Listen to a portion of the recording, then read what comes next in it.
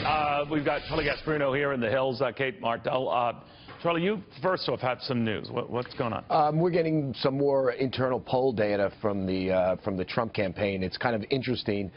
They see numbers right now where they are getting more confident about even possibly winning Virginia. They believe that the polls that are out there right now, they're saying they're demographically off, and that that there is a possible path to victory in Virginia. I don't know how accurate that is, but that's what's coming out of the Trump campaign in their internal polls. Also interesting, they believe that, I know it shows a very tight race in the national polls.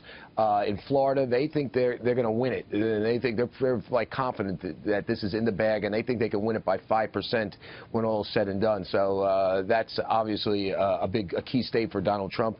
At least that's what their internal polls are saying. Now, here's the kind of driving force behind this, and I reported this out yesterday, and they're still talking about it, that a real low turnout, lack of enthusiasm among a key demographic group within the Democratic Party, African Americans. And the number they said is that the turnout, according to their internal polls, is going to be among African Americans is going to be down 22% from the last election, 2012.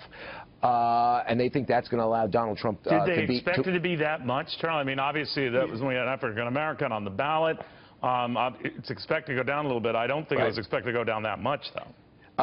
No, and that's what has them very confident that they're going to win, particularly in North Carolina. And Clinton, Bill Clinton and Hillary Clinton's always had close ties and a lot of support from the African American community. I mean, I can't remember who said, maybe it was Toni Morrison who said that Bill Clinton was the first African American president way back when, which he wasn't, obviously. So this is kind of a shocker if they can't get that part of their base out. They got to get them jazzed, right, Kate? That's the thing. They got to get each side has to jazz their base, bring their core home.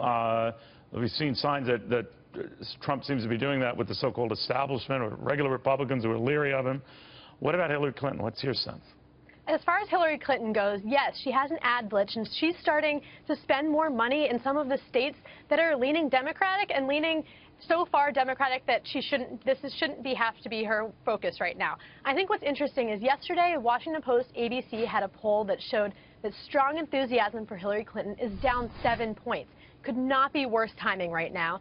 And, as far as I see these ad blitzes going, is a lot of it is just trying to get into the minds of the other campaign, try to play all these mind games and the psychological race. And they're hoping that they can get a lot of these candidates to, to make their mistakes. And this is the time when Donald Trump thinks that now that his enthusiasm's up, he can close the gap. And as far as Hillary Clinton goes, that she has a lot of support from these soft supporters, a lot of these Republicans that are anti-Trump. And this is the time when we're seeing that they may not be as welcoming to Hillary Clinton as you would expect. All right, guys, thank you.